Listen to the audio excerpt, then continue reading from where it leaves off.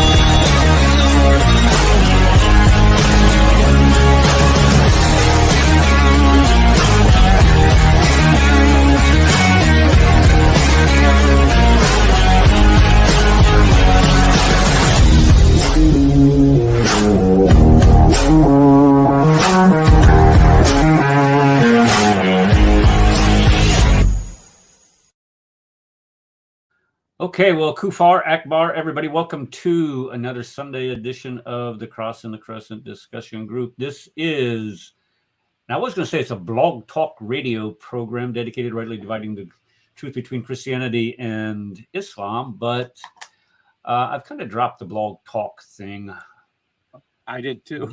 I don't know if Al and Vito are going to be upset with me, but it's just you're trying to manage too many different things, and you have to download, upload, and I'm just not doing it. So wait, hold on. We're no longer on the white supremacist Walk Talk Radio. White supremacy according to the Southern Poverty Law Center. Southern Poverty Law Center. That says we are located in Little Falls, New York.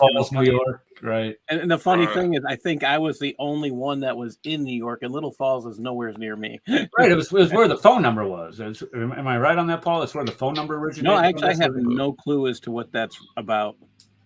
Okay, well, when I first got on there, we're no longer white supremacists now. Okay. No. It's just about our. They were calling us Islamophobic type things. Right? Yeah, anti-Islam group. But when I first started doing it for Blog Talk Radio, the area code is 319 for the show, and that's the same area code. This is giving me the idea. Oh, that's where it came from. Okay. It's Cedar Rapids, Iowa's area code. So I was telling him I was broadcasting high atop the 6 silo in the Quaker Oats factory across the street from. Anyway, so we're not there, and we're not on Blog Talk Radio. I might go back to it. I love those guys over there. They're always a lot of fun, and I remember that's when I first started actually calling into these types of shows and cutting my teeth on it. So, you do have a sense of allegiance that we have, but at the same time, you gotta plan for the bang for your buck. But anyway, I welcome everybody to the show once again. We literally just barely made it. That new computer that I got, well, it crashed. And so I've had Rad, he's been on my computer from his location more than I have in the past couple days. And I think we finally got it worked out. And I was sitting there watching the intro, and the intro actually looks a lot crisper and sounds a lot better.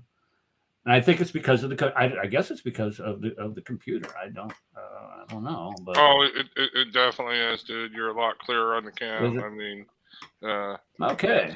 Well, I guess I don't know if that's a good deal. I kind of blur my face a little bit to make it tolerable. No, just wait till you get my bill. You won't be so happy. But, yeah. Well, what's going to happen is they're going to. Well, they would do that backtrack thing that they. Anyway, what were you going to say, Darcy? I'm sorry.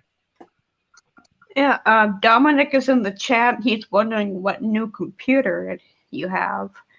I have a Dell Dale. Dell? Op- Not a Dale. Optiplex. Dell. I say Dale or Bale. Bale. It's not a Bale. It's a Dale Optiplex. Optiplex is a desktop. It's faster. That's what I needed. I needed one with more memory. I needed one with more RAM, more of everything, I guess. But what I'm also doing is he using an RTX 49? I don't even know what that is. It sounds like some type of. Ask Brad that one. It's some type of. It sounds like some type of dinosaur or something. I think that's the video card. Oh, okay. This is his. Okay, this is his field. Okay, I see why he's asking. Yeah, you and Brad could probably have a good chat about that because he was. I don't even know what he was doing to my computer. No, he's got a standard shared video card. But the main thing is he's got an SSD, he's got 32 gigs of RAM, he's got a 10th generation i7. So he's got plenty of power for doing My that. question is can I play my Diablo 2 game on this computer? Oh, definitely. No, so you got all right, that's what I want. No, you probably hard pressed for like Call of Duty or like I don't know, any of the newer games. Yeah, I don't even know those. Okay, all right. We're babbling, guys, and I don't want to lose the audience. Okay, so today, what are we talking about today? Today, we're talking about the crucifixion versus the crucifixion. What? What did you just say? Here, let me put it up on the screen so you can see what I'm talking about. The crucifixion versus crucifixion. You see how we play the fiction, how it's fictitious, how people consider it fictitious. I thought that one up all on my own, and that's okay. What we're going to do is we're going to look at why anybody would second guess the crucifixion of Jesus Christ. Now we could sit here and talk all day about whether or not Jesus was resurrected, and I believe there's all kinds of proofs that demonstrate that. But the one thing that you cannot deny, but there is a faith system out there that does deny it, that Jesus was crucified. So what we're going to do today is we're going to look at the sources for that. We're going to look at, what the Quran says about it, and what their commentators, the writers of the Tafsir, have to say about it, mainly Ibn Abbas, Al-Jalalain, and Ibn Kathir. And I'm going to let you take a peek and see where that thing came from. Because a lot of people don't realize this, but many of the passages, many of the stories that we find in the Quran pre-exist the Quran.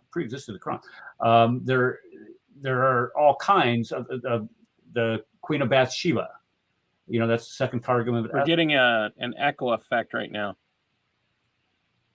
Is anybody else getting the echo effect, or is it just Paul? I don't know. It's just Paul. I haven't heard no echo. Okay. Because I didn't change anything. I don't think I did anyway. No, he's good on my end. Okay. Ed? Okay, Sharon? maybe it's just me. Darcy? All right, maybe it was just me. I didn't hear an echo. Okay, maybe it was just me. All right, sorry. Okay. So what was I saying? The Queen of Bathsheba's second targum of Esther, the most peaceful verse in the Quran. If you kill a human being, it says kill all mankind. If you save human beings, if you save humankind, what is that? 530, something like that. That's from the Midrash Sanhedrin 4.5, 9.5, one of those two. So we know where these stories came from. And this story where Jesus was never crucified also pre-exists the Quran. And I brought this up a couple weeks ago, or maybe it was last week I had it on there, but I didn't point out where specifically it came from because I just wrote it out of that big, thick thing of what I call a book that isn't even a book yet when I was doing my research on it.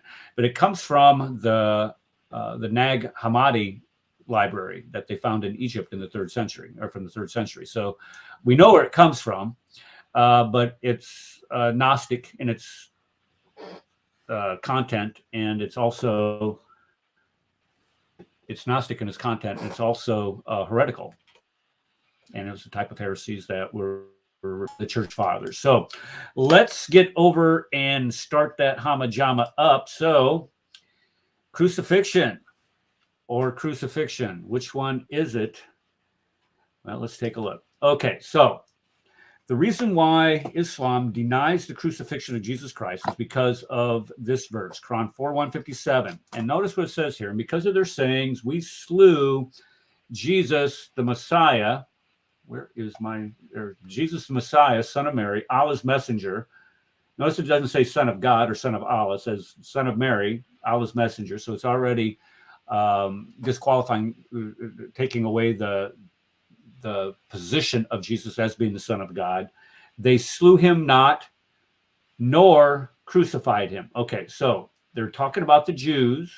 And the Jews said, because of their saying, and because of their boasting, that we slew the Messiah, Jesus, the Son of Mary, Allah's messenger. No, they did not slay him, nor did they crucify. But it only appeared to them, so unto them. Now, that's kind of an important part to look at, but it appeared to them.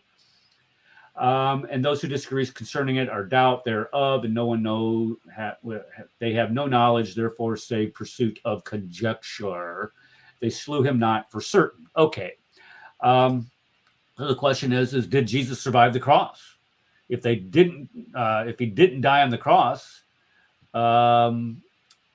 did they crucify him? Well, it says no, they did not crucify him. They did not kill him, nor did they crucify him. So he evidently survived the cross.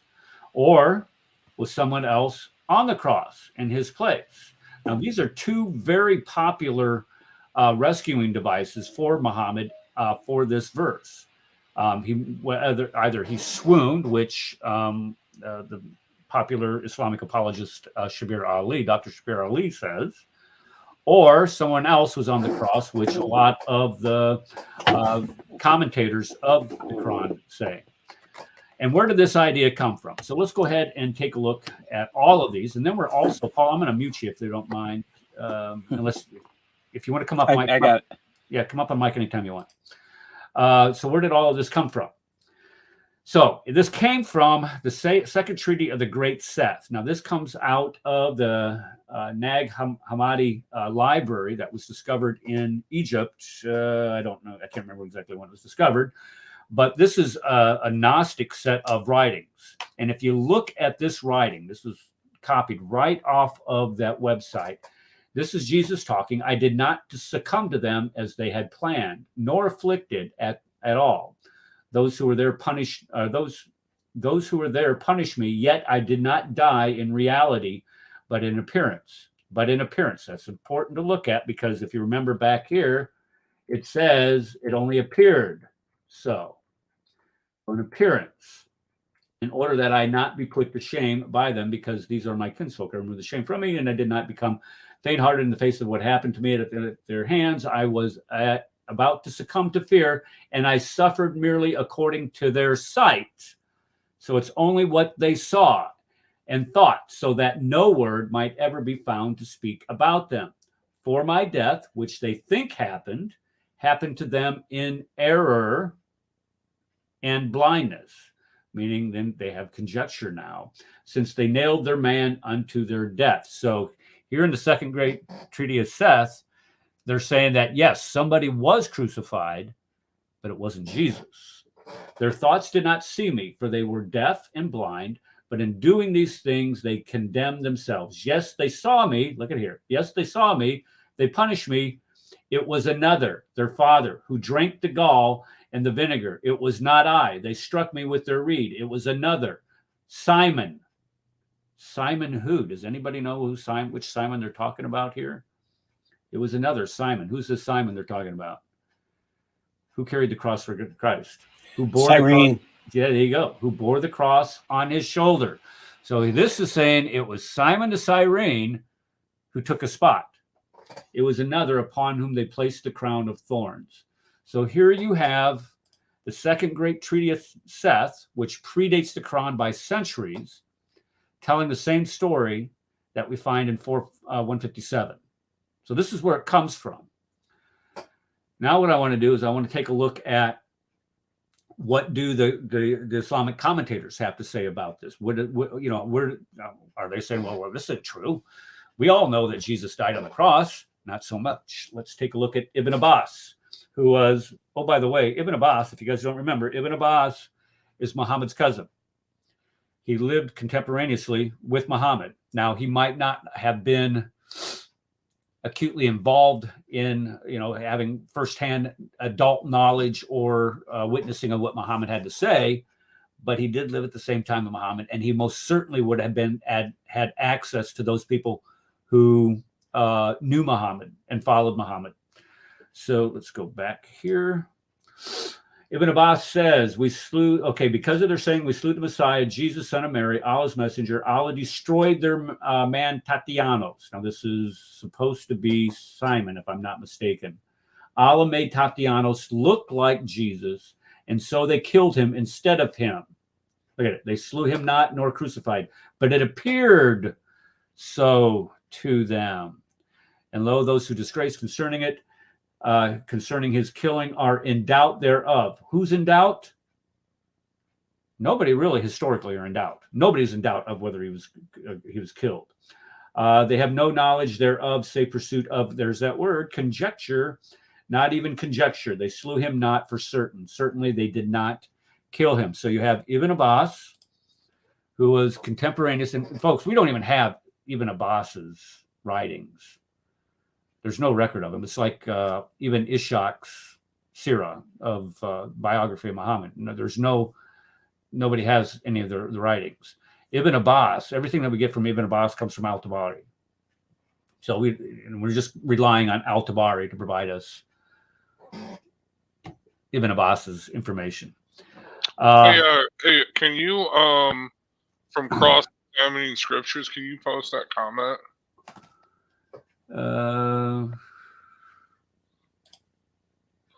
Yeah, how can anyone believe this stupidity? Well, that's kind of the point. It's willful. It's a willful. No, it's not willful that they're believing this stupidity. What it is they will believe anything but the truth, and that is Jesus Christ is crucified. And it's because what it says in the Bible, they've been handed over. Okay, they've been blinded.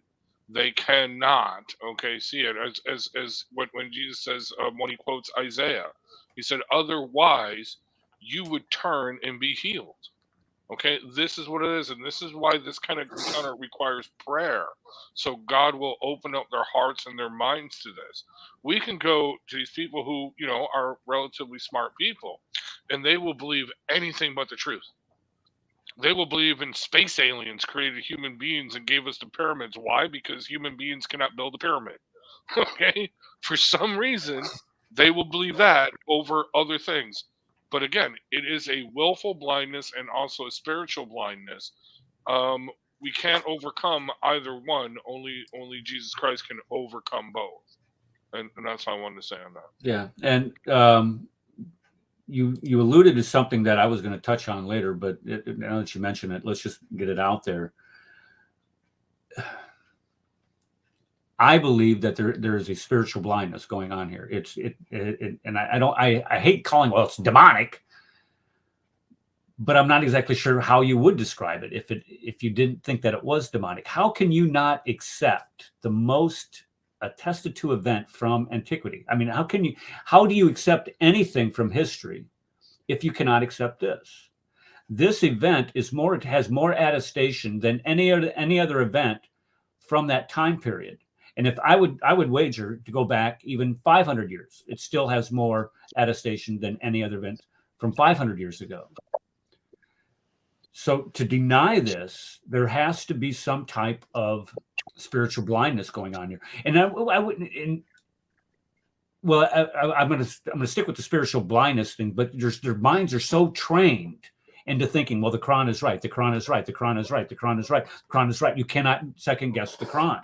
I mean, even when we get to the piece on medical doctor Zakir Knight, we're going to see that this, what would we call that? There's not cognitive dissonance. It is. They require cognitive dissonance as part of their belief structure, because you have to believe contradictory beliefs at the two contrasting beliefs at the same time. Yeah. Like you can say Islam means peace, but it actually means war at the same time. So I think the biggest problem here is what my friend Eric Brazeau highlighted in one of his recent videos, is that Islam requires you to not think. And there's several imams recently who have done videos that say, take your brain out. If you want to read the Quran, you can't use your brain while you're using it. So I think that's the number one reason why they believe the things they do. Can I make a comment too? Go There's ahead, sir. also a death penalty if they question too much, you know? There you go. Yeah. If you get to the Sharia, you're absolutely right. Yeah. So that could play a big part of it. Well, okay, just so everybody knows that she knows what she's talking about. I have that bookmarked here in one of my 50 bookmarks here. It's under the apostasy. And let's see here, right here. It's on page 597. 597, and it says to deny. Now, this is under acts that entail leaving Islam, which is apostasy. And apostasy, the punishment for it, when a person who has reached puberty and is saying voluntary apostatizes from Islam, he deserves to be killed. So when you say, well, if you doubt this, you're going to be killed. So when you go over here and to see what the acts are of apostatizing, you go to Division O, Section 8, number 7, and then you drop down to number 7. It says to deny any verse of the Quran or anything which by scholarly consensus belongs to it, or add a verse that does not belong to it. So to deny this is apostasy. Apostasy is punishable by what again? By having to drink Usually, 6 Slurpees in a row. Yes. It's the death penalty. Yeah. So the bottom line is that to deny this is to deny Islam, and to deny Islam is apostasy, and to apostatize from Islam can be punishable, and often is in some countries. okay. We had Can I chime Adam Speaker on here last week, and he calls himself a mutad or something like that, which is an apostate, and people will kill him if they find him. That's why he doesn't show his face. Go ahead, Darcy. I'm sorry. Yeah, it's one. I think there's also the blindness is caused by God Himself, because He's plugged their ears and closed their eyes to the truth. So. Well, I know God, for His purposes, hardened Pharaoh's heart. We do know that He does that for His own purposes. My position is I believe that this is some type of demonic type blindness, spiritual blindness that they have to have, and we're gonna see here what the Bible has to say about it. Of course, we have to go to God's Word to determine this, but we're gonna see for sure where it comes from. Are you guys sitting there talking about computers in the chat? Really? Hold on. Here's Dominic. What is it? IPv6 has the problem that is not yet implemented everywhere, even in the UK. You know what? The only reason why I know about this IPv6 crap is because Rad's sitting there telling me, you got to go in there and check this. Now check this.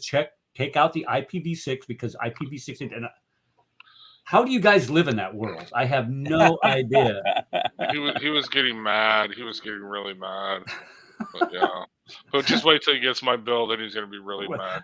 You probably won't see me again. I was telling Brad, I said, my God, I'm glad I'm a teacher. Because there's just no way I could tolerate that type of crap. As hard as it is being a teacher, I couldn't tolerate that. All right. Let's get back to the Tafsir. Here we have Al-Jalalain. Al-Jalalain, here's what he has to say. And for their saying boastfully, we salute the Messiah, Jesus, son of Mary, the messenger of God, as they claim. In other words, for all of the reasons we have punished them, God exalted be He, says, in repudiating their claim to have killed them. And yet they did not slay him, nor did they crucify him. But he, the one slain and crucified, who was an associate, look at here, who was an associate of theirs, was given the resemblance of Jesus. God cast Jesus' likeness to him.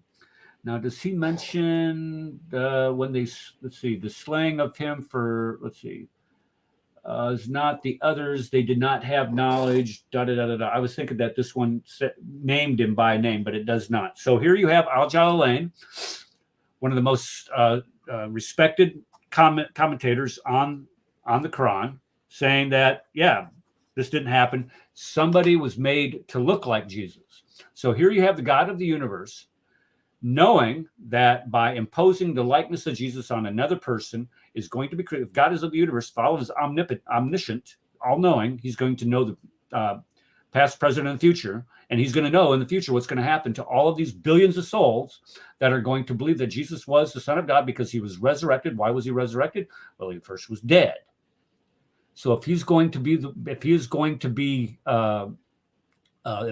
pull this stunt and crucify somebody else by putting the image of that person on somebody else and putting Jesus' image on somebody else, that is a malevolent God. That is a sick, because the one thing that guarantees your eternal damnation in Islam is shirk, associating partners with God, saying that Jesus is God. And this is why Christians believe that Jesus is God. It's because he was resurrected from the dead. But even Sharia even mentions that when they talk about the lawgiver, they're not sure if they put Muhammad or Allah. So who has a partner? Yeah. Yeah. That's right above where I was reading in this book. Sorry, gonna grab it again. It's because it says right above that. I'm sorry. I'm gonna get it. Yeah, it's a double-edged sword too. How so, Ed? Because they'll kill you for dogging out Muhammad. Yeah, right. Well, it says it right here. Major shark. Eight. Let's see. Oh no, where you at? Come on, Capper. I guess you're right here. No, I don't. I guess right 1.4. Okay. Yeah. No. 8.7. 08.7 to speak words that are no 4. You're right, Paul. What am I doing? A1.4. It says the basic premise of this school of thought is that the good acts of those morally responsible is that the lawgiver, Allah or his messenger. Well, I was just going to say, what is apostasy? And to revile Allah or his messenger. Yeah. So if you revile Muhammad, you reviled Allah. You've committed apostasy. That's partnership. Apparently they don't understand that part. Okay. Ibn Kathir says this is 700 years after Muhammad, and those who differ therein are full of doubts. Nobody doubts this. Only you doubt this. They have no certain knowledge. Oh, we do have certain knowledge. They follow nothing but conjecture. I would say we actually do history here in the 21st century, referring to the Jews who claim to kill Isa and the ignorant Christians who believe them. Now, who is the ignorant one here? Who is? No. I'm getting to it. Go back. Come on. No. Don't. It's okay. It's all right. Let's go back. For surely they killed. For surely. Don't call me Shirley. They killed him not, meaning they are not sure that Isa was the one whom they killed. Okay, so your mother who bore you and the guy that you hung out for with the last 3.5 years sitting at the foot of the cross don't know it's you. Okay, rather they are in doubt and confusion over this matter. Nobody was in doubt, but Allah raised him up into self, and Allah is ever all-powerful, meaning that he is almighty and he is never weak, nor will those who seek refuge in him ever be subjected to disgrace. So even Ibn Kathir, the greatest compiler of Tasfir, says that Disneyland fantasy man. Yeah. Is that what Dominic called it? Oh, that's what I'm calling. Oh, that's what you call it. Kathir. I'm calling Ibn Kathir that he knows more than Muhammad. He knows more than Allah. Okay, so when we get to what do the experts say today, let's take a look and see what some of the experts have to say. Now, if you guys haven't gone, or if you guys don't, Luke, I can't even pronounce it, Lebreves. Okay, if you get over to his YouTube channel, not YouTube, Facebook, he has all kinds of stuff like this there. I mean, the guy is a wealth of knowledge and sources. Okay, so let's look at the hero of many Islamic apologists today. May Allah be pleased with him, Bart Ehrman. He says the crucifixion of Jesus by the Romans is one of the most secure facts we have about his life. And let's see, John Dominic Crossan, absolutely for granted that Jesus was crucified. John Dominic Crossan, guys, is he up here? No, I don't have him up here. John Dominic Crossan was the one that actually led the Jesus Seminar, folks. And if you don't know anything about if you don't know anything about the Jesus Seminar is that liberal, very liberal, left-leaning group of scholars who got together and decided what is actually the words of Jesus in the New Testament and what is not. Is he still an ordained Catholic priest, or did they remove him from that, or did he retire? Because he always used to wear a collar, and then I noticed he stopped wearing the collar when he was doing the history videos. So, well, fact check me, find out. I'm not sure. You have to find that out. Yeah. Okay. Interesting. Let's go to the next one. The next one. There we go. A Jewish woman, Jewish scholar, Paula Fredrickson, says that the crucifixion is the single strongest fact we have about Jesus. The single strongest fact we have about Jesus. And then the Jesus Seminar, this is John Dominic Crossan's group, says the crucifixion is one indisputable fact.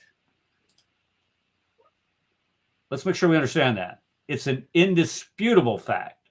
You know, there are things that we say that are factual that really aren't. This is indisputable. And the reason why is we have, I think, 15 different attestations from antiquity about the crucifixion of Jesus, which is a lot compared to. Just to let you, I just did a quick wiki search. John Dominic Crossan is a former Catholic priest, but I don't know if they defrocked him or he just left. Either way, my bet is they would have to defrock him for the several things that he said during running the Jesus. If he ran the Jesus Seminar, I don't know anybody would want to admit to having anybody there. He was the leading proponent. He believes that Jesus was crucified, taken down from the. No, Jesus was crucified, taken down from the cross, still alive and then thrown in a pit and eaten by dogs. I think that's what he believes. Why does he believe this? Who knows? Who knows? He's in La La Land. That's what it comes down to. Yeah, mankind is going to find any excuse they want to disbelieve whatever they want.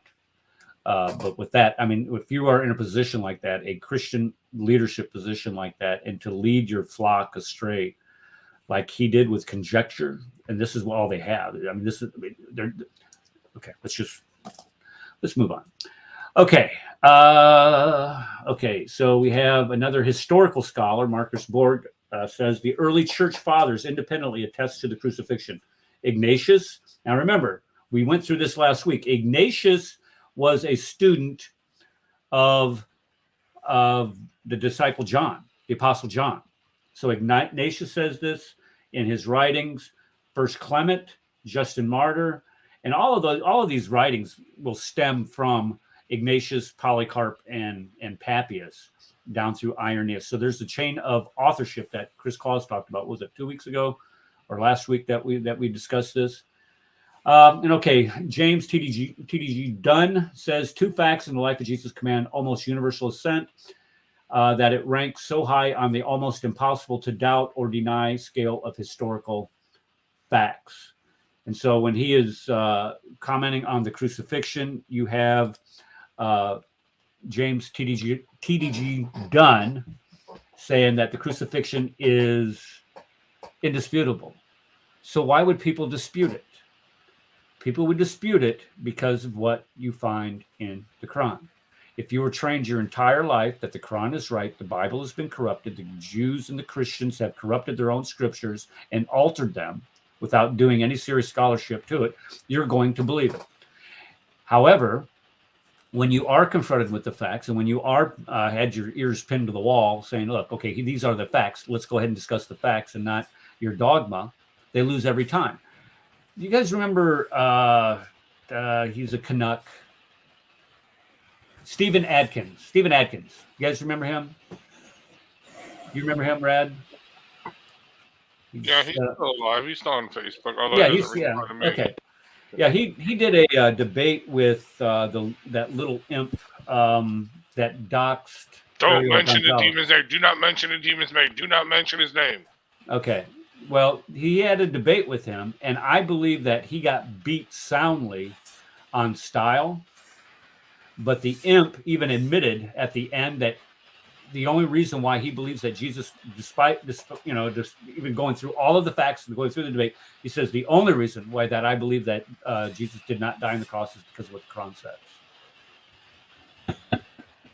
says. That's a heck of an admission, especially after doing a 2.5 hour debate. At the end of it, saying, "Well, look, in the end, Allah knows best, and the reason why I believe this is because the Quran says that Jesus did not die on the cross." But even the Quran is ambiguous on it. I mean, the verse is, "They, the Jews, killed him not, nor crucified him." Right? Okay, So the Jews boast. Hold on, the Jews boast that they killed and crucified him. Right. Okay? Well, the Jews did not crucify him. It was the Romans. It was the Roman. Yeah. So that's kind of ambiguous. In other words, he could have been answering, mocking, a bunch of Jews mocking him in the 7th century, saying, "We crucified your Jesus. He's not a prophet." Blah blah blah. And and then Muhammad learns, because Muhammad wasn't a stupid man. Don't get me wrong, if there was such a Muhammad. So he responds with, "Yeah, you didn't crucify him, duh." But he doesn't say the Romans either. But either way, it's ambiguous on this point. So that's why you have all these different variations in the theme. That's why you have the substitute theory, where Jesus was substituted, what you mentioned, somebody else. Yeah, that's a merciful God. So first of all, Jesus is a criminal under Roman law. Let's not make any mistake about that. He would be a criminal under Roman law, okay? And yes, subject to crucifixion. Well, maybe not subject to crucifixion, but either way, he was a criminal, okay? Because he denied that Caesar was a god, okay? Secondly, but you noted. Okay, go ahead. Go ahead. So now you have this merciful God who's going to be so merciful to his great prophet Jesus. He's going to spare him from this death that I would say rightfully, as a martyr, he earned and deserved, even though it's totally unjust, and we would agree on that. But still, he stood up and said, "No, I'm not going to back down to the man. I'm not, Anyway, point being is this. So he substitutes somebody else that doesn't even know? You know what I mean? Some innocent schmuck is walking down the street and says, "I'm going to make you look like Jesus, and they're going to crucify you." What did I do? I'll go. No problem. Yeah, and actually, you were quoting the great Tresty of Seth or whatever. That's pretty much how that reads. The dude's like, "What happened? 1 minute I'm walking down the street, minding my own business. Next thing I'm on the cross." You know what I mean? How is that fair and just? You know what I mean? But that's the conundrum they get in this. And then they have the swoon theory, and somehow, because they had healing herbs and spices. Okay, I'll let you get to that. We're getting go ahead. We'll talk about the healing herbs and spice. That even KFC. The aloe vera that they contain in those ointments, right? Yeah. Paul, were you going to say something? No, I'm waiting to keep going. You got it. All right. So let's go to the next slide. All right. So let's look at the death of Jesus on the cross. Let's take a look at this.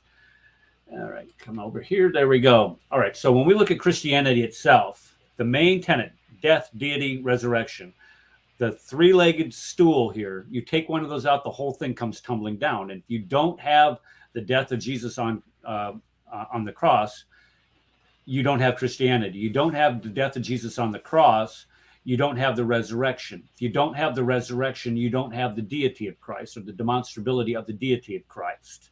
So the death of Jesus on the cross is critical to Christian theology. And if we also look at Hebrews 9:22, it says, "Without the shedding of blood, there is no remission of sins." And I put that in the show picture, 1 Corinthians, where it talks about if Jesus be not crucified, then we are dead. Our faith is in vain. Right. So therefore, in order for sins to be forgiven, there must be a payment for them. And the shedding of the blood is the payment for those sins. The death of Jesus on the cross, that sacrificial atonement that he made, is the final payment for all those. Brad, I just got a notification. Support assist. Check your PC setup. Use our time-saving setup checklist. I ain't doing it. Trade it. Get off my screen. All right. Jesus claimed in John 14:6, I am the way. And this is the exclusivity. You know what I'm saying? It's the exclusiveness of Jesus, where he says, I am the way, the truth, and the life. Look at it. No one comes to the Father except through him. And if he says no one, that includes everybody. So how does Jesus give them eternal life? And that is through a sacrificial atonement. So therefore, it's necessary to come to God what Jesus did on the cross. Now, one thing that I want everybody to understand is Paul, when he's addressing the church in Galatia, here's what he says. He says, I am amazed that you so quickly deserting him who called you by the grace of Christ for a different gospel, which is really not another, only there are some who are disturbing you and want to distort the gospel of Christ. Now listen to what he said. But even if we, Paul, Barnabas, his crew, or an angel from heaven should preach to you a gospel contrary to what we preach to you, he is to be accursed. So if somebody comes up and tells you that Jesus, the gospel of Jesus Christ, includes his death on a cross, if somebody comes up and preaches a different gospel to you, they're to be accursed. Even if, does this look familiar? Look at right here. Even if an angel from heaven, does this, they're to be accursed. Hey, Jabril, I think you've been called out even before you got on the scene. Yeah, Jabril had a bad week a couple weeks ago when we were talking about how he couldn't predict what children were supposed to look like or why children look like their parents. He didn't do so well. It's anyway. All right. As we have said before, so I say again, just in case you missed it the first time, if any man is preaching to you a gospel contrary to what you received, he is to be accursed. So if you were preached a gospel, even if it comes from an angel that runs contrary to what they were taught, let that person be accursed. To include Paul. If Paul was to come back and say, if you find a different gospel, let that person be accursed. Okay, so when we look at the crucifixion itself, we find evidence from both within the Bible, evidence for the crucifixion and the resurrection. There is evidence from extra biblical sources for the crucifixion. We're going to talk about that. And notice I underlined and put in bold, all scholarship says that Jesus died on the cross. Christians, atheists, agnostics, Hindus, Buddhists, everyone except Muslims. Now, when we went back to that one graphic from Luke, it said, James T.D.G. Dunn said, there's no doubt. All those scholars said there's no doubt about the death of Jesus on the cross. This is an indisputable fact. You cannot get past it. There's more attestation to this than any historical fact from that time anyway.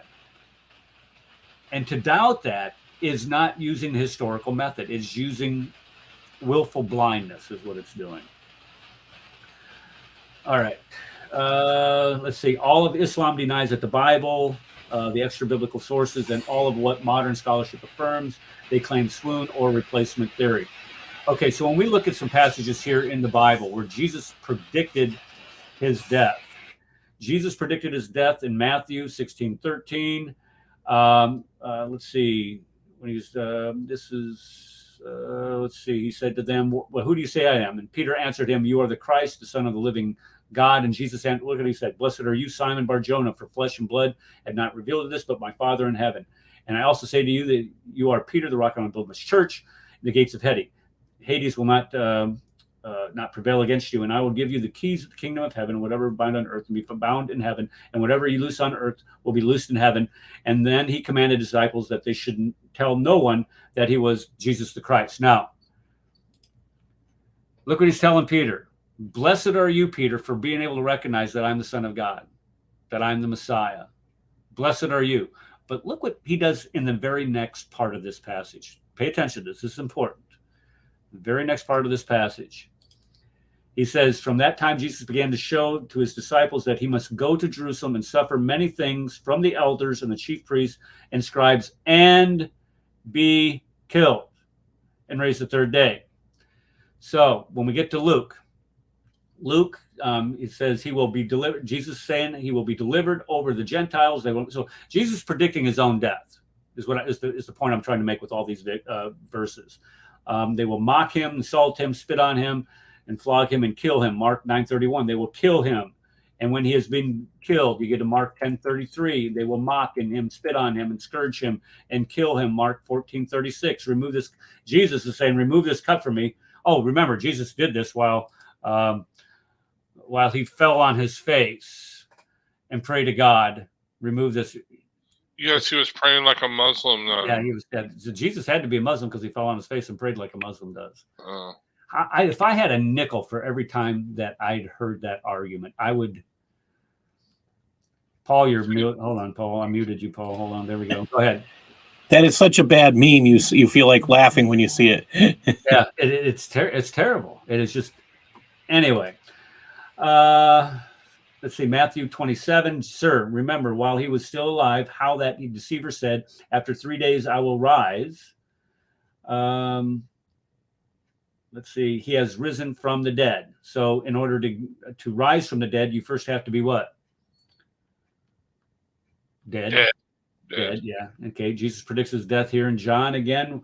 When therefore he was raised from the dead, his disciples remembered that he said this. So Jesus had predicted his death to the disciples. Wait. Jesus said to was it not Zach? Actually, Zachariah I think repeats it, but the best one was from what's the dude from South Africa? The one that Zachariah studied. Ahmed Didat. Yeah. Jesus was alive. Noah was alive. He was alive. Remember, because it said it will be. I'm getting to that. No, yeah, okay. All right. The time of Jonah. Yeah, time of Jonah. Yeah. Right. Yeah. He was alive. He was alive. Yeah. Throw it on the water. Alive. Spit out the water. Alive. Jesus was alive. Yeah. That's soccer night though. That's not. Oh, now you're mocking people. You are racist. Yes. Sorry. Yeah. Well, the guy's a tax evader and a pervert, so no biggie. Okay. Let's see. Matthew 12. An evil, adulterous judge craves of sign, and yet no sign will be given. Oh, here it is. Okay. No sign. Rad, why didn't you just slow down a little bit? Look at here. No sign will be given except for Jonah, the prophet. For just as Jonah was 3 days and 3 nights in the belly of the sea monster, so shall the Son of Man be 3 days and 3 nights in the heart of the earth. And so this is where Zachariah says, okay, Jesus was alive when he went into the water. Jesus was alive when he was eaten by the big fish. Jesus was alive when he spit out on Jonah, not Jesus. Or no, yeah, Jonah was alive. So if he's using this prophecy of Jonah, he was alive the whole time, was he? Well, what does Jonah in the book of Jonah say? I can tell you what it says. He prayed from the land of Sheol. Yeah, he prayed from land Sheol. Of the dead. Sheol, right. From the land of the dead. So if you're praying from hell, Hades, Sheol, the land of the dead, are you alive or are you dead? Well, I would say you're dead. And so Jonah was dead. And a lot of people don't really get the gist of that. And they'll say, because we always see these cartoons and these flannel graphs that we prepare for children in Sunday school. And we say, look, Jonah survived the whale. He did survive the whale, but that doesn't mean he was alive the entire time. If you look at the scripture closely, it does not say that. It doesn't deny it explicitly. Let me just. Well, the reason why the deep too. Go ahead, Paul. The reason why the people saw him and believed immediately is because of what the acids in the whale's stomach did to that person.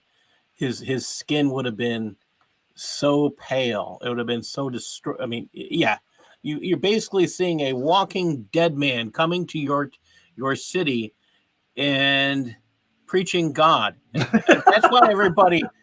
I mean, I want you to think about that. That's what he looked like, a walking dead man. Yeah, that's somebody. We want to believe this guy. Here he comes. Holy cow! Put a burqa on or something. I wouldn't come into town. I mean, that's just crazy when you think about it, but that's what he looked like. Yeah, and Lazarus. Darcy says Lazarus too. Yeah, dead. D-E-D. Jesus would have died from. Okay, hold on. What's this say? Died from his cat 9 tail wounds before that. I agree. Yeah, we're getting to that too. Okay. All right. So the idea that Jesus would not die for our sins is satanic. And why do I say it's satanic? Is because I'm not saying it's satanic. Jesus is saying it's satanic. Look what Jesus tells Peter. Peter took him aside and now this is right after he got done telling Peter, "Blessed are you, Peter. We're going to have the gates of Hades. You're going to be the rock on which I'm going to build my church. The gates of Hades are not going to prevail against it." And then right after that, this is what he says. Peter took him aside and began to rebuke him, saying, "God forbid it, Lord. This shall never happen to you." But he turned to Peter and said to Peter, "Get behind me, Satan. You're a stumbling block to me, for you are not setting your mind on God's interests, but on man's." So when we look at what the Quran says, they slew him not, nor crucified him. So what I'm saying is that this part of the Quran that denies the very thing that salvific event from what Christ did on that cross, to deny that isn't that exactly something that Satan would do? He's going to mix all of this truth. I mean, look what you're given. Jesus is virgin born. Muslims believe that. Jesus lived a sinless life. Muslims believe that. Jesus worked all kinds of miracles. Muslims believe that. Jesus was the Messiah. Muslims believe that. But that one thing, that very one thing, that death on a cross as an atonement for your sins, what don't they believe? They don't believe that. And that's what saves you. It isn't him working miracles. This is not his virgin birth because of the original sin, but I mean, all of these other things. I think you have to add in that. I think you have to add in that when they say they believe that Jesus is the Messiah, they don't know what the word Messiah means. No, they believe it's a name. It's actually in the Quran, where they say that they say it's part of his name. They don't consider it a title. I'd have to pull it up, but I know. No, you're right. That's why that's the point, though. I mean, is they don't know they really don't know what it means. So it's like, yeah, it's sad because you ask. I mean, I get on all these debate channels with Muslims, and you ask them for the meaning of Messiah, and everything goes silent. Dude, the best one I heard on this is that, no, I am not making this up. Okay, I've heard it multiple times. So Messiah means anointed. So Jesus used to walk around giving healing massages. Okay, so Messiah. No, I am serious. So Messiah means what's the thing? Masseuse. So he was a masseuse. He was a masseuse. You know, like a chiropractor, he'd give massages and you know, and no, seriously. I mean, I've heard this multiple times. I'm like, you have got to be freaking kidding me, dude. Yeah.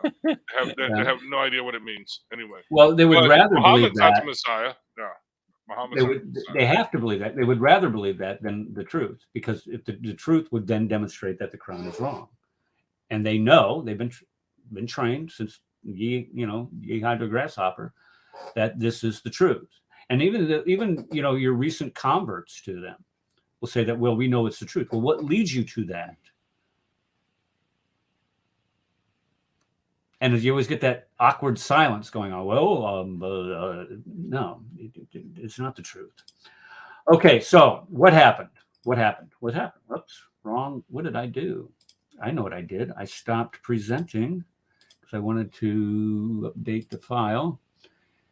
So where am I? I'm right there. There we go. Much better. Okay, so what happened? You have essentially two different things that can happen. You have substitution theory, and this is the idea that somebody else took the place of Christ on the cross. Ibn Kathir, Ibn Abbas, Al-Jalalain all say that it was somebody else.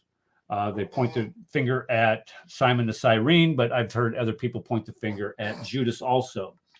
Then you have the swoon theory. The swoon theory is that theory that says that Jesus did not die, but he actually just swooned. It just appeared that he was dead, which requires Roman incompetency, which Dominic alluded to here earlier. That would be their death. Yeah, that would. Yeah, he would, because if the person lived, then you would die as a centurion. And this was an idea supported by Ahmed Deedat, and Zakir Knight, who is his demonstrable liar, protege, tax cheat. And actually, when we start thinking of people who are pedos, if I'm not mistaken, Zakir Knight's been charged with some type of sexual abuse. They're in, where's he from? Is he from India? And he can't go back to India or something like that? He cannot go back to India. Yeah, he is facing criminal charges, and I cannot remember what they are. Yeah, I think and I think he's in Indonesia right now, if I'm not mistaken. Yeah, he's been hanging out there in different places and sometimes still on the run. Yeah. Okay, and then Shabir Ali supports, and at least in his debate with William Lane Craig, the swoon theory. So let's take a look at these theories. Number one, when we look at the swoon theory is as stupid as the day is long, and I'm going to show you why. It really is stupid. And I don't mean to be, flippant about it, but it is stupid. So let's look at the process. Just look at the process of crucifixion to begin with, and what Christ endured. Number one, he was flogged. And the second thing is he's nailed to the cross. Now let's look at flogging. Flogging itself is 40 lashes. He got, 39? He gets 39 lashes. And it was done by a cat of nine tails. That's that you have a mallet, probably about a foot and a half long, with leather straps coming off of it. And then at the end of the leather straps, they have pieces of metal or rock tied to the ends of them. And what that does is it rips the flesh off of the body when you hit the body with it. And the muscle, if you get deep enough, it'll pull the muscle off. And there's times where organs, you could actually see organs being laid bare during the flogging. And when we looked at that horrific scene from the Passion of the Christ, if I watch the Passion of the Christ, I just fast forward to that scene. I can't watch it. It's just absolutely awful. And what happens to the body is because you have such a rapid blood loss, you go into what they call hyperbolic shock. Now, hyperbolic shock is where all of your organs, your body, are competing for a limited amount of blood. And this blood being lost causes other organs to start shutting down because they don't have enough blood to do it. So you start to go into this form of shock where you begin to die. And then Christ was nailed to the cross, and he was nailed on his through the medial nerve right here. Hold on, I don't have that up. Hold on, wait a minute. Right here, this is your medial nerve, and this way you can't pull away, and this is still considered part of the hand, but right through your medial nerve, that's the most painful place that you can imagine having a nail go through. And then also through the ankles. Now, it's important to nail them through the ankles for what I'm going to show you here when you hang on the cross. When you hang and your arms are out like that, and they've proven this with even the most athletic men, they've hung men from their arms, like Christ would hang from a cross, and you'll pass out within just a matter of minutes. And the reason why is you cannot exhale. It puts too much pressure on your diaphragm, and you can't exhale. So what you have to do is you have to push up in order to get the air out of your lungs and inhale. So you have to push up long enough to get the air out and get new air in. And then you got to remember Christ's back was shredded from the flogging itself. So he's got to do this on this post. But what happens inevitably to the victim of crucifixion is they die of suffocation. They don't die by bleeding to death. Well, some of them could have died by bleeding to death, I suppose. But generally, they die of suffocation. The reason why they die of suffocation is because they no longer are pushing up. And maybe they have bled to death by that time and bled out, and they don't have any blood left in the strength to push up, and they die. But here's why they knew Jesus was dead. Because Jesus was not pushing up anymore. If you're not pushing up anymore, you got a lot of background noise there, Paul. I'm sorry. Is it raining somewhere? I don't know. Paul's got background noise. I don't know. That's really weird for me. I don't know. Your neighbors, tell them to shut up. I don't have. Nope, unmute yourself. No, it's totally Paul. I don't have anything happening here, so that's kind of unusual. Okay. Well, don't. It might be that I'm using a different. I'm not using Chrome. I'm using something else right now. Why does it say we've been live for 2 hours and 59 minutes? Do you guys know? 3 hours now. How long have we been on? We've only been on for an hour. Can you guys see that? Do you guys have that on your screen? How long we've been live? where does it say that at? It's in my upper left hand. I see it. It says an hour from my view. Okay. Yeah, hour 14. Yeah. On my computer, it says an hour. All right. Okay. So maybe I put the wrong time in when I started because No. You did. No, it's not you. It's it's your view that's different, which is interesting. So that backs up what Rad is just. Rad, you didn't get all the viruses, buddy. Way to go. They're still watching me. Okay. So the bottom line here is that the Romans, they would know if he was dead. And the reason why they would know he was dead because he's no longer pushing up. If you're not pushing up for 10 minutes, you're dead. And the Romans would know this. And we also know by what the Bible tells us is that Jesus's legs were not broken. They broke the legs of the two thieves that he was crucified with. Well, why did they do that? Well, they wanted to break their legs so they would hurry up and die because the Sabbath was coming. And they didn't want these guys hanging there on the Sabbath. So they broke their legs and then they died. And then to ensure that Jesus' death, they pierced him through with the spear. And you notice he was pierced through the heart. So this is how we know Jesus was dead from being crucified. He did not. I mean, if you get pierced through the heart, you're not going to survive that, buddy. I'm sorry. Not with modern technology. And the only other, there's been two, let me see here. There's only been recorded, I don't know if it was one guy or two. Okay, Flavius Josephus had three friends that were being crucified. Some friends, right? My friends go out and get crucified. And he tried to intervene. I can't remember where I read this, but he tried to intervene. And in the process of intervening, they were able to pull them off the cross. All three of them. One of them was already dead that they had crucified. The other one of the other ones eventually died. He succumbed to the wounds of being crucified. And the third one did survive. Now, this, as far as I know, is the only recordable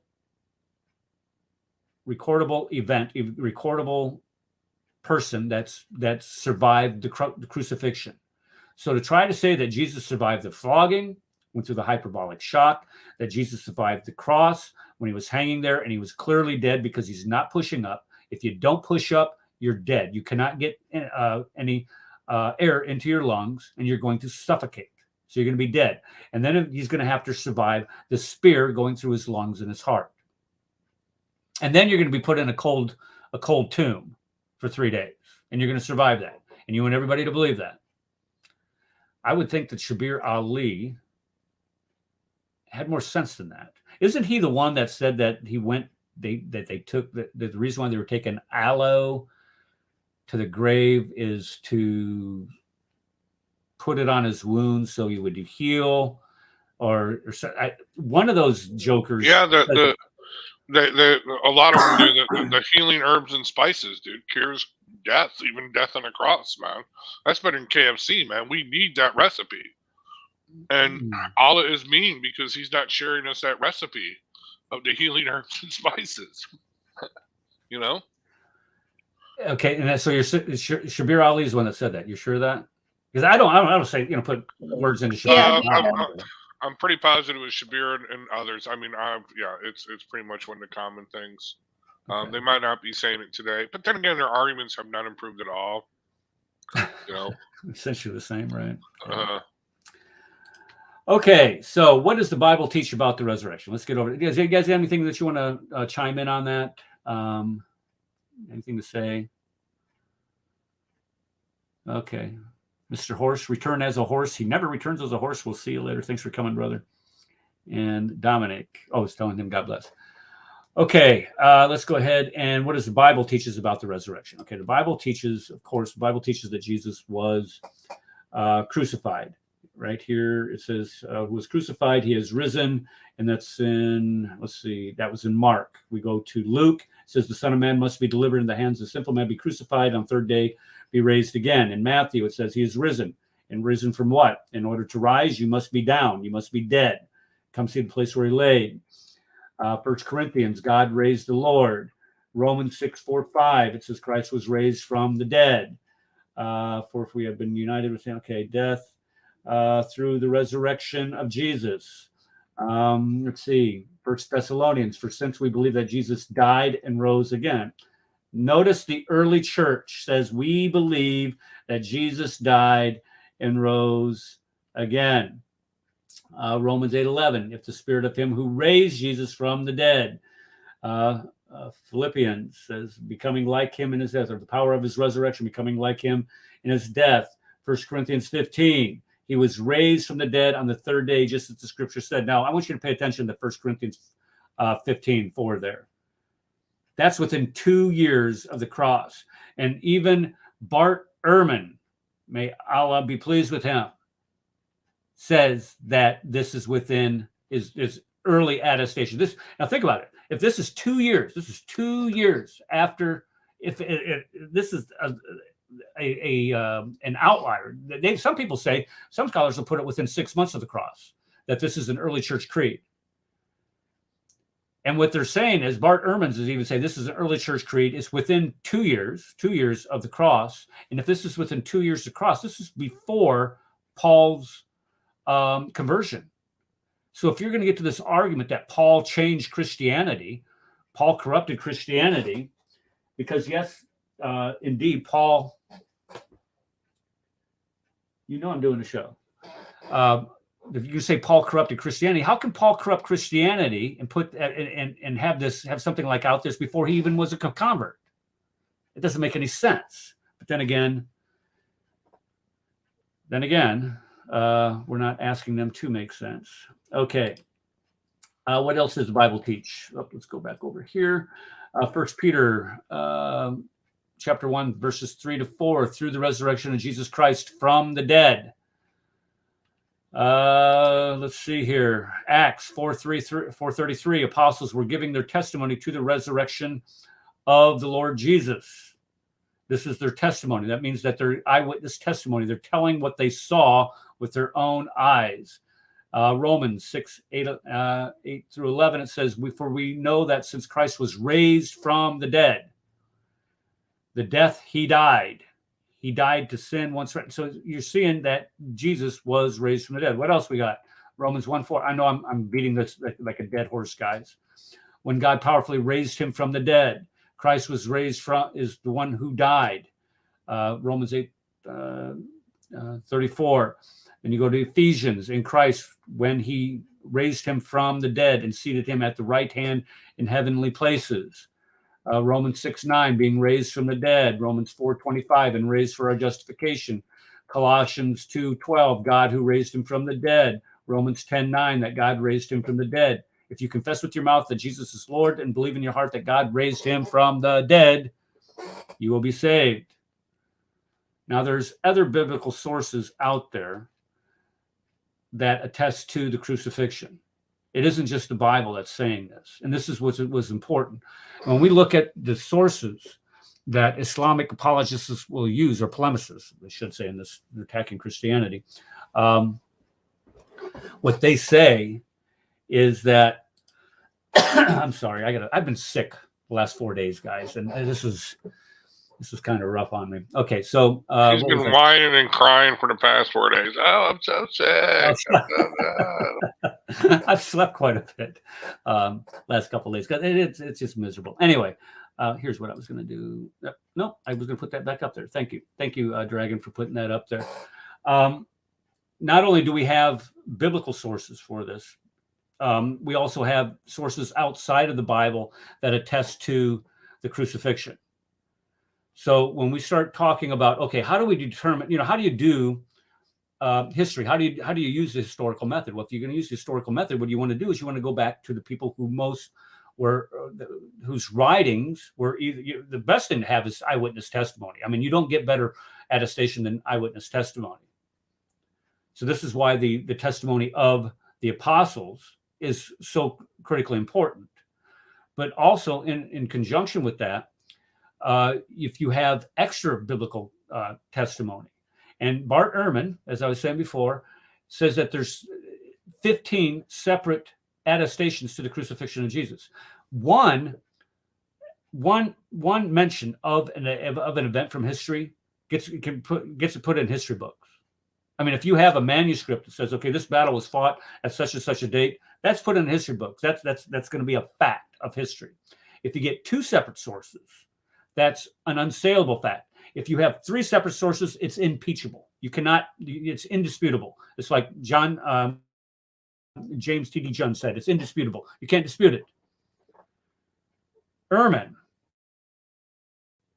says you have 15. Bart Ehrman says you have 15.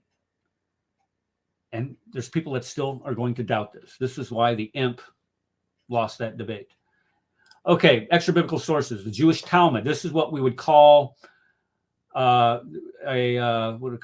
hostile witness, where the Jewish Talmud, even the Jewish Talmud, says that Jesus was crucified. You have Tacitus, who's a Roman historian. What am I doing here? I don't have this up here. Sorry. Okay, so the Jewish Talmud says that Jesus was crucified. You look at, I got to get this off here. Sorry about that. You have Tacitus, who was a Roman historian, said that Jesus suffered the extreme penalty during the reign of Tiberius at the hands of Pontius Pilate. You have who's this? Pliny the Younger says that Christians were meeting on saying hymns to Jesus as if he were a god. You have Flavius Josephus that says that Jesus was crucified. You have Luciana Samosata say that Jesus was crucified. Marvin Serpian. And his writings we don't even have. We have his writings contained in a 2nd century document where he mentions that Celsus, the philosopher, says that Jesus was crucified. All of the early church fathers. Hold on, let me say this again. All of the early church fathers, and all means every single one of them, says that Jesus was crucified. You have Clement of Rome, Ignatius, Polycarp, Papias, all of these guys that knew the apostles, the eyewitnesses, say that Jesus was crucified. So they got their that's how history is done. You don't get it, and with that, we have the writings also. We have a chain of authorship. We don't have this chain of narration. We don't have this indefinite, undefined or ill-defined list of isnads. We're not playing the telephone game. Right. Yeah, we're not playing the telephone game. It's written down. This is like, okay, I'm going to write you a message, and I want you to repeat this message. Let me do this here. Let's say, okay.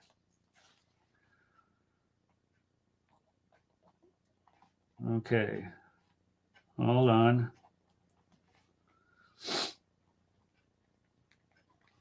My handwriting's terrible, by the way, so don't mock my handwritings. Okay, so this is what we're doing. If I would say, Paul, I want you to like, subscribe, and ring the bell for this channel. If you came back and said, okay, people, what you need to do is subscribe, ring the bell, and like this channel, would you have repeated what I told you? Yeah, basically. But if the next person was like me, you're muted, Paul. You're muted. It only matters that you give the direction. I mean, you're repeating the same things. It doesn't matter the order necessarily. Right. Yeah. But if they forgot, if they're like me, because I can't ever remember these things, ring the bell, like, subscribe, all this stuff. Okay. So if I was to go, okay, Paul, here. Oops, can't see that. I would put it all in order then. Yeah, like, subscribe, ring the bell. Okay. You would have that, and you would be able to write it down and say, okay, here, you take this. Like, that's the difference, because somewhere along the line, somebody's going to forget, and somebody's going to forget part of it. Not everybody's going to have a perfect memory. Now, granted, I'll grant this: people of the 1st century or at that time, and certain cultures did have extraordinary memories, and they were able to repeat all kinds of facts that they heard just one time. I admit that. But at some point in time, somebody's going to screw it up. That's why it's important to write it down. Darcy, were you going to come up and say something? No, I was going to say, how dare you insult me? I have perfect memory. Yeah, no, I don't think that. But anyway, if you want to, if you believe that, you go ahead. Paul, were you saying something? Because you're muted again. You that mute. You need to fix that. I don't know if you need. I've been practice. I've been putting myself there because I earlier. No, I was saying that if there was anybody who's going to screw something up, and if it's not written down, it's probably me. Yeah, and that's why it's important. I mean, I find myself writing stuff down all the time. If I don't write it down, it ain't getting done. I mean, it's just, and that's the sad part of it. I go to the garage in the back, and every step I'm taking, screwdriver, screwdriver, screwdriver, screwdriver, screwdriver, screwdriver. And then by the time I get out there, if I kept repeating it, I get out the screwdriver, Phillips or flathead. I can't. Then I have to come back in the house. No, but tell the truth, the screwdriver, you get out there, you get a hammer. Well. That would be bad. Yeah. Okay, so let's look at some extra biblical sources that deny the crucifixion. Okay, so let's see. And I will write down my mercy for those who are righteous and give alms and signs. And they're talking about, unlettered prophet, whom they find written in the Torah and the gospel that is with them. And so what the Quran even says, that the Quran that exists at the time of Muhammad, the Bible that existed at the time of Muhammad, we have copies of a complete Bible today that predate that by 2-3 centuries. Is it the Sinaiticus is the old? It's either Sinaiticus or Alexandrinus. One of the two is the oldest one. When we have that complete one, that predates the Quran by 200, 300 years. And so in the Quran, it's telling you that they have the Bible with them. That is with them in their hands. And then Surah 550 says, and let the people of the gospel judge by what God has revealed in it. If if any fail to judge by what God has revealed, they are licentious. Licentious, how do you pronounce that? Licentious? Am I right on that? Okay, so let's look at the conclusion of all this. Number one, Jesus predicted crucifixion. Why did I put is crucified? That doesn't make any sense. I'm going to have to fix that. Number two, the Quran denies the crucifixion. The Bible confirms the crucifixion. All of recorded history confirms the crucifixion. The Quran confirms what is written in the Bible. The Bible condemns a message other than the crucifixion. All of the early church fathers confirm the death of Jesus on the cross. And there are no other logical, demonstrable, or theological tenable reasons to deny this other than Muhammad said so. Well, now, I think there's one other possibility. Allah is chronologically inept, and he can't get anything right historically. He can't even put things in order historically. So we can't expect him to actually remember what he said a little while ago. Are you talking about the anachronisms? I'm talking about, Allah doesn't put anything in order correctly. So, and he can't remember what he said a little while ago. So why would we expect him to get anything right historically? Yeah. Well, there's so many historical errors. That's my point. Yeah. The one that just right off the top of my head, the Pharaoh and Haman from the Book of Esther. The Book of Esther is what sets in like 500 BC, and Pharaoh in the time of Moses is 1400 BC or 1500 BC. So you're talking, that's only 1,000-year error on a completely different continent. But let's not worry about that little there. Allah doesn't know. Yeah, doesn't know. Okay, so when we look at Josephus, he grows up in a priestly family, and he knew associates such as the brother of Jesus, James.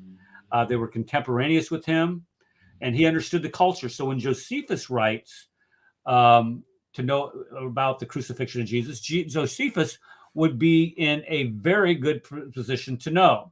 And Tacitus, and I think about Tacitus, he's careful enough not to report. Now, you got to think, if you're a Roman historian for the emperor, you're not going to report real executions of non-existent people.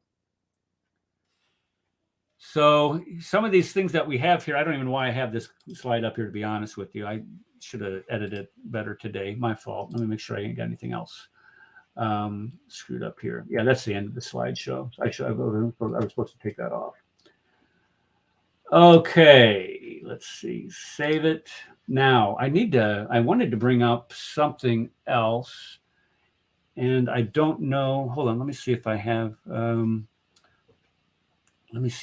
it on this thumb drive, because I haven't copied anything over to the hard drive yet.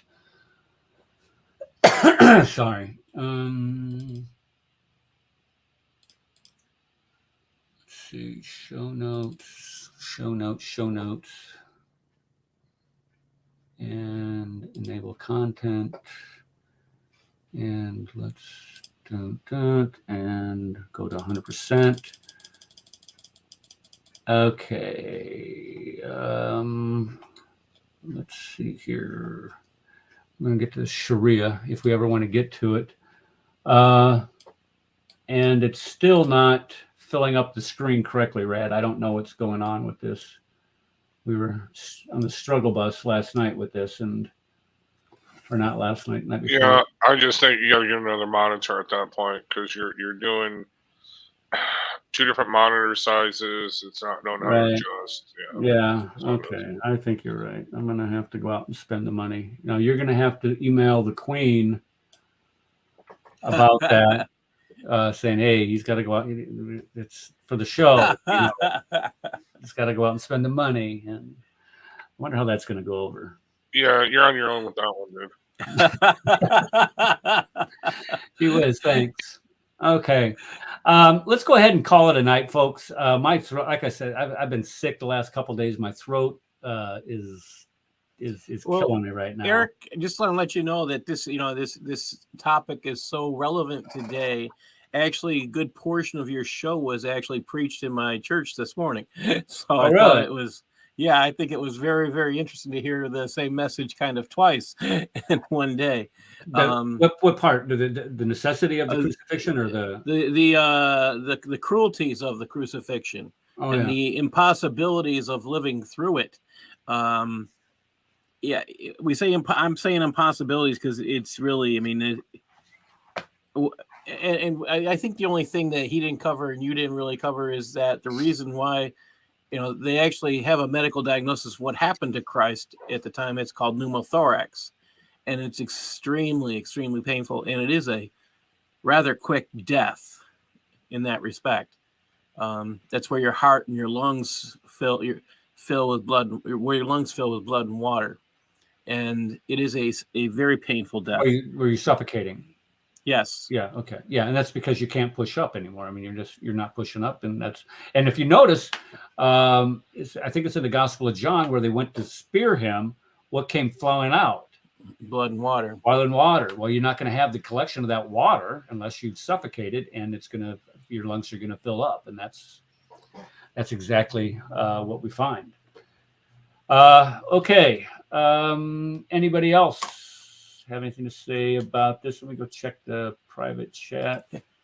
No, I don't see Sharon. You know what? If you've listened to this and you have heard about Jesus and that he died on the cross, Eric told you it was for your sins and my sins and everybody's sins. Amen. Take a risk. Take the risk. Just say, Lord, please become Lord. Jesus, please become Lord of my life. I'm a horrible sinner. I give my life to you. I mean, take that risk because you'll find something wonderful. And that's the beauty of Christianity. It's that it's the blessed assurance that we have through Christ. And this is the point that we try. I try to present this in the, I don't want to say the least offensive form. I mean, if you're gonna tell somebody, okay, your most deeply held convictions are wrong, and I think you're an idiot for believing those.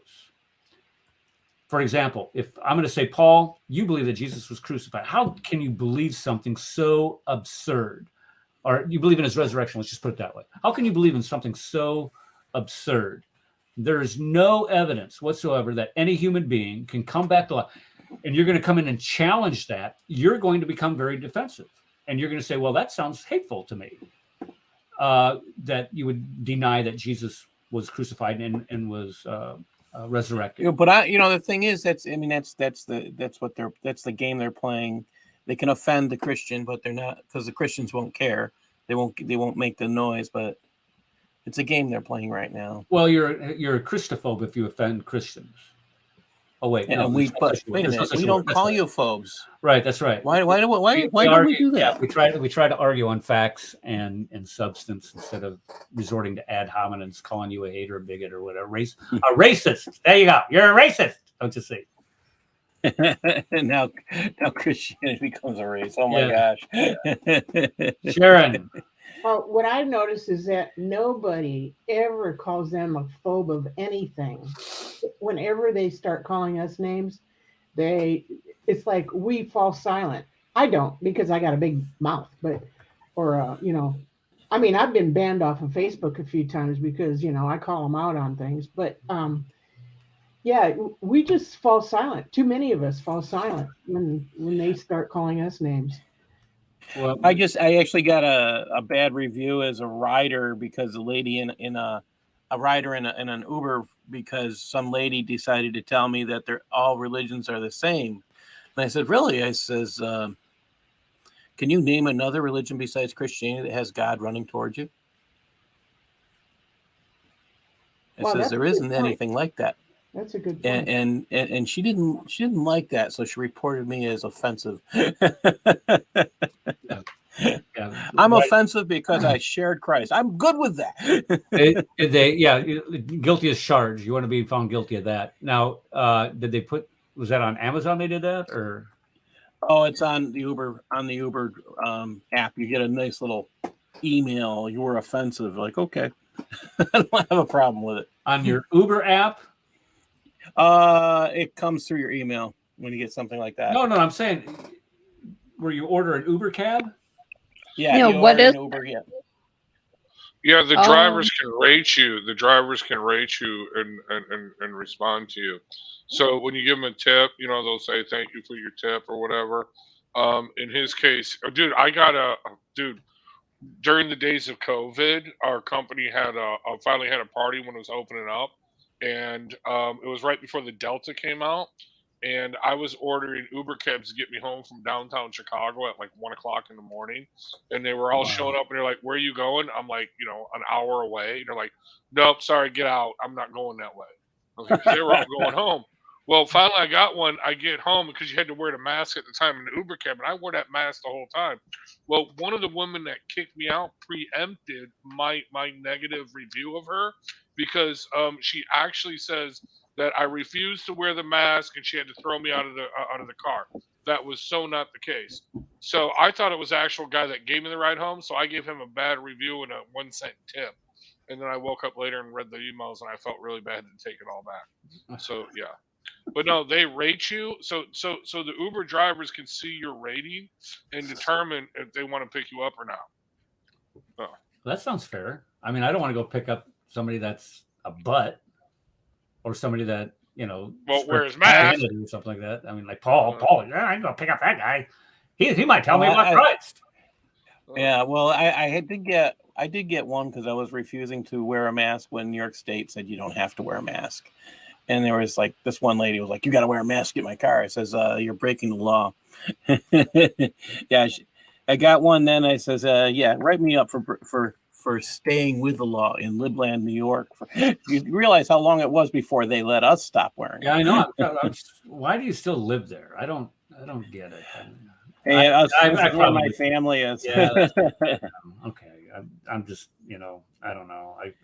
I mean, I've actually think about there's places I would go, and it probably, I mean, there's other lib lands out there to get to, but yeah, I'm not a lib, but I'm not a lib by any means. I lead local organizations. But I mean, the governor there is just okay, that's politics. She's an idiot. Yeah, she's an idiot. Okay. We call her Cuomo 2.0. They're going in the same states we're going. I have a saying. I say, like you run away. It's one day there'll be nowhere to run, because these liberals and the jihadists, the stealth jihadists, they're going in the same areas. And if we can't deal with them where we're at, we can't. I mean, I just running is not, or moving away or running away is not the answer. That's the way I look at it. I agree 100%.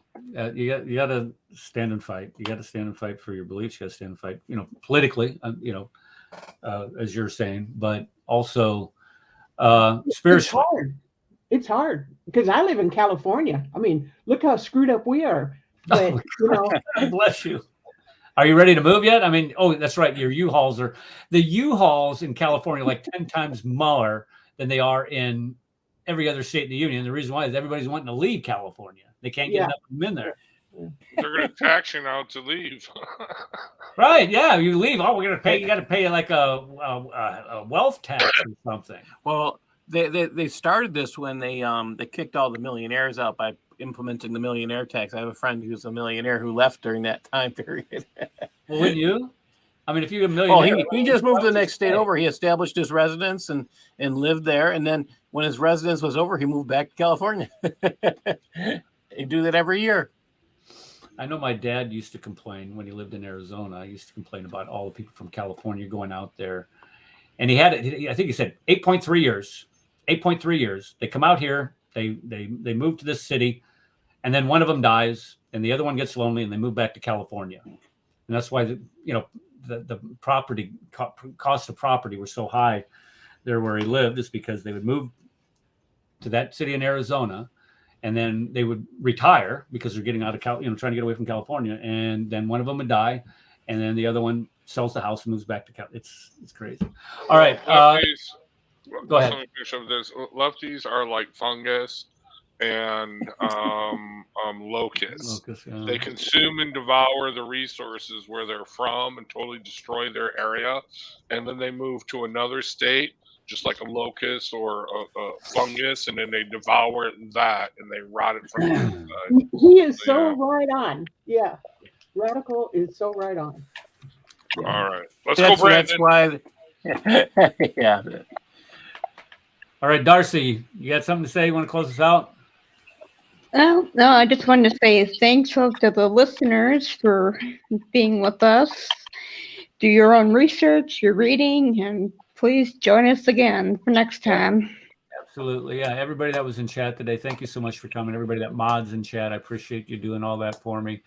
Dominic, you need to get back up here because I always like having Dominic on me. He talks funny. He's got that British accent. From around here. Yeah, he knows that. I like that. Hey, don't forget to play the cold close, dude. Oh, yeah, I forgot about that. All right. So, all right. God bless everybody, and we'll see you next Sunday on the Cross and the Crescent. Advanced, student, and specialist. That the standard narrative has holes. That's what I'm.